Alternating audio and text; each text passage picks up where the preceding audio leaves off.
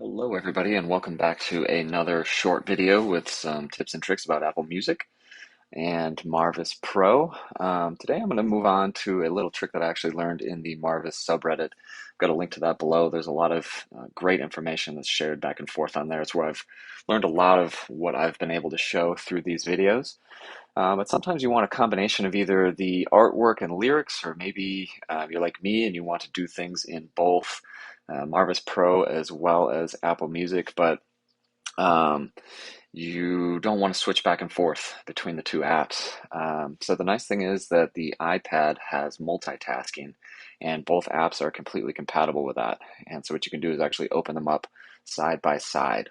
So what I'm going to do is show, as the song I was listening to earlier, I'm going to drag the music app just right up, and you can kind of adjust the size here depending on what you're looking for. And then the nice thing is, from this view, you're actually able to pull up the lyrics from the Apple Music app and have these just right next to each other side by side with the artwork on the left and then the lyrics on the right. I also use this if I'm rating songs, I can do that while still navigating around on this side on Marvis. So just a little tip there, for when you are trying to do a couple things at the same time and don't want to keep jumping back and forth between the two apps. One other little thing that I've put together is due to my obsession with music stats. So I noticed that when I would AirPlay Marvis to my HomePods or most other devices that use the new version of AirPlay 2, it would stop controlling the music, and then what that would do is actually lead me to doubt that it was scrobbling. So I found that my HomePods are kind of inconsistent in tracking my music plays. So the HomePod playing would still show up in Apple Music, but it would no longer sync over to Marvis Pro, which is kind of frustrating when you're trying to heart songs or change things around.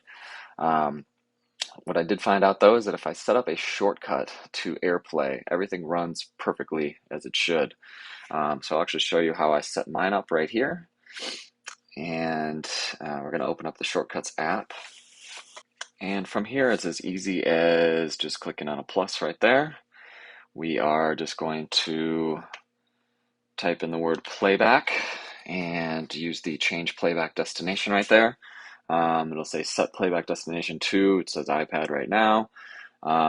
These are all the different options I have. I have a lot of HomePods, but I will choose the living room HomePod situation. And then you can actually do open an app. So what I have mine do is set the playback destination, and then I have it just open Marvis right away, so that when I click play, it'll automatically change where the playing is going to happen and then open the Marvis app just to be able to use. Now, if you have a lot of different HomePods like me, I like to show you what my full shortcut looks like, because I also have it pretty easy to be able to kind of pick which one I want. I use the choose from menu action instead of just setting playback. And up here, I can do something like which HomePod. Right here, I'll do living room. And here we'll do like studio or something like that. Then what you can do is set playback, change playback destination. I can put this underneath, and I'll change this one to living room. And then I will do playback again, not payback. Not trying to get anyone back here. I'll do set playback destination, and this one will be studio. So then now when I click on play, in this case it will choose which HomePod do I want, and then I'll pick one of those and go from there. So that is just a way to maintain control using the Marvis app even while it's playing on a different device, as well as ensure that everything that's played through Marvis is going over to Last.fm and hopefully updating your play counts within Apple Music as well, and thus updating your smart playlists and your sections and all that good stuff. One last thing to show you is that if you want quick access to this, I can actually title this, and I'll do HomePod test because I already have one called HomePod. And then what I'm going to do is use the share icon up at the top middle here, And once I click on that share icon, I can actually add this to the home screen. And you can even take a picture of your HomePod. I actually have it set up like that. You can change the color and all that from the Shortcuts app. But when you click on Add, this will show up as an icon on your home screen, just like it does right here. And when you click on that, there's all the options right there for where I want to play it.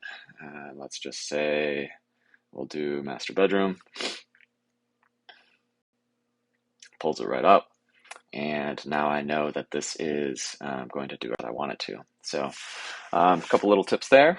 I will be back soon with another short video with some information about what's been updated in the app lately and how to get the most out of that.